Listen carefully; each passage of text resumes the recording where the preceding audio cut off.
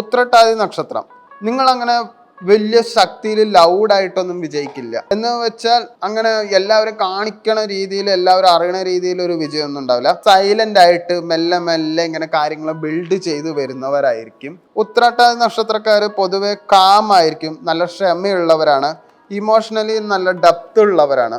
പക്ഷെ ആരും പറയാത്തൊരു Eden truth ഉണ്ട്, ഡെസ്റ്റിനി കൺട്രോളർ എനർജി.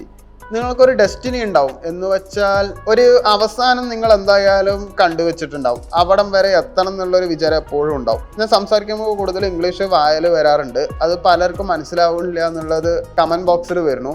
അത് അറിയാണ്ട് വന്നു പോവുകയാണ്. ഞാൻ പരമാവധി അത് കുറയ്ക്കാൻ ശ്രമിക്കുന്നുണ്ട്.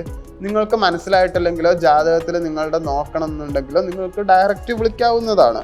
നിങ്ങൾ സ്ലോ ആണെങ്കിലും സ്ട്രോങ് ആയിട്ട് തന്നെ ബിൽഡ് ചെയ്യും. സ്റ്റെബിലിറ്റി മൈൻഡ് സെറ്റാണ്, കാര്യങ്ങളൊക്കെ കുറച്ച് സ്റ്റേബിളായിട്ട് നന്നായിട്ട് തന്നെ പോകണം എന്നുള്ള ആഗ്രഹമാണ്. അങ്ങനെ കയറ്റിറക്കങ്ങൾ ഒരുപാട് നിങ്ങൾക്ക് ഇഷ്ടമല്ല. നിങ്ങൾ ജീവിതം ഭയങ്കര ഡീപ്പായിട്ടൊന്ന് ആനലൈസ് ചെയ്യും, ഭയങ്കരമായിട്ട് പഠിക്കും. അതുകൊണ്ട് നിങ്ങൾ എടുക്കുന്ന തീരുമാനം കറക്റ്റ് ആയിരിക്കും.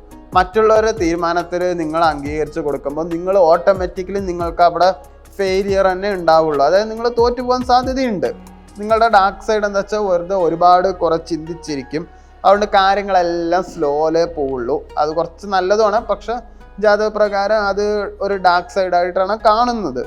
നിങ്ങൾക്ക് നല്ല ക്ഷമയുണ്ട്, അതുകൊണ്ട് സ്റ്റെബിലിറ്റി ഉണ്ടാവും, പവർഫുൾ ഡിസിഷൻ എടുക്കും. നിങ്ങൾക്ക് ഗിഫ്റ്റ് എന്താ വെച്ചാൽ സമയം, നിങ്ങൾക്ക് ഇഷ്ടം ടൈം മാനേജ് ചെയ്യാൻ പറ്റും. അതുകൊണ്ട് അത് സമ്പത്തിലേക്ക് നയിക്കുകയും ചെയ്യും. ഈ കഴിഞ്ഞ മാർച്ച് മാസത്തിൽ കാര്യങ്ങളെല്ലാം സ്ലോ ആയിരുന്നു, പ്രഷർ ഉണ്ടായിരുന്നു, റെസ്പോൺസിബിലിറ്റി കൂടിപ്പോയി. സാമ്പത്തികം നോക്കുകയാണെങ്കിൽ ഓക്കെയാണ്, വരവിനൊന്നും പ്രശ്നമൊന്നും ഉണ്ടായിരുന്നില്ല. വരവും ചിലവെല്ലാം ഒരേപോലെ തന്നെയായിരുന്നു. വളർച്ചയൊന്നും എന്തായാലും മാർച്ച് മാസത്തിൽ ഉണ്ടായിരുന്നില്ല. മുന്നേ എങ്ങനെയായിരുന്നു അങ്ങനെ തന്നെയായിരുന്നു മാർച്ച് മാസത്തിൽ. എക്സ്പെൻസ് പക്ഷേ കൂടുതൽ കൺട്രോൾ ചെയ്യേണ്ടി വന്നു. റിലേഷൻഷിപ്പിൽ ഇമോഷണൽ ഡെപ്ത് മാർച്ച് മാസത്തിൽ ഉണ്ടായിട്ടുണ്ടാവും. ഒരു കൺഫ്യൂഷൻ പാർട്ട്ണറോട് നിങ്ങൾക്ക് തോന്നിയിട്ടുണ്ടാവും. അതുകൊണ്ട് കൂടുതൽ നിശബ്ദത പാലിച്ചിട്ടുണ്ടാവും. നിങ്ങളുടെ മെൻ്റൽ സ്റ്റേറ്റ് നിങ്ങൾ ഭയങ്കര ടയേർഡായിട്ടുണ്ടാവും മാർച്ച് മാസത്തിൽ. ഒരുപാട് ആലോചിക്കുകയും ചെയ്യും, എപ്പോഴും ഒരു ചേഞ്ച് വരും എന്നുള്ളൊരു ഡൗട്ട് നിങ്ങൾക്ക് ഉണ്ടായിട്ടുണ്ടാവും.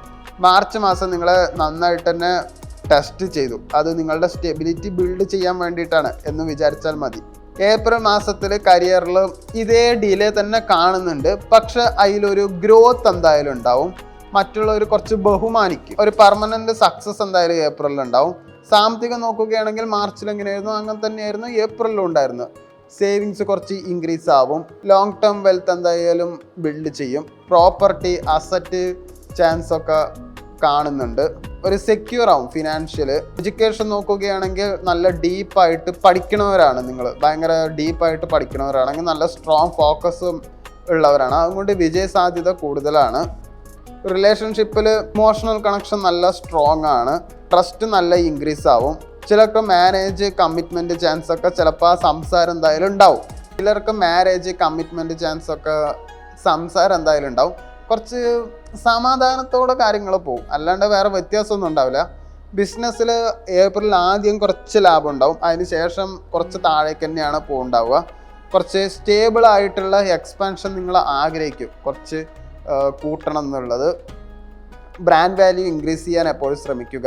നിങ്ങൾ സ്ലോ ആയിട്ടും ബിൽഡ് ചെയ്തത് അത് അവിടെ തന്നെ കാണും, നിങ്ങൾക്കത് ഫീലാവും. ആളുകൾ നിങ്ങളെ എന്തായാലും വിശ്വസിക്കും, റെസ്പെക്റ്റും ചെയ്യും. നിങ്ങൾക്ക് ലക്ഷറി ആർഭാടം നിങ്ങൾ ആഗ്രഹിക്കുന്നുണ്ട്, അതെന്തായാലും ഭാവിയിൽ തേടി വരും.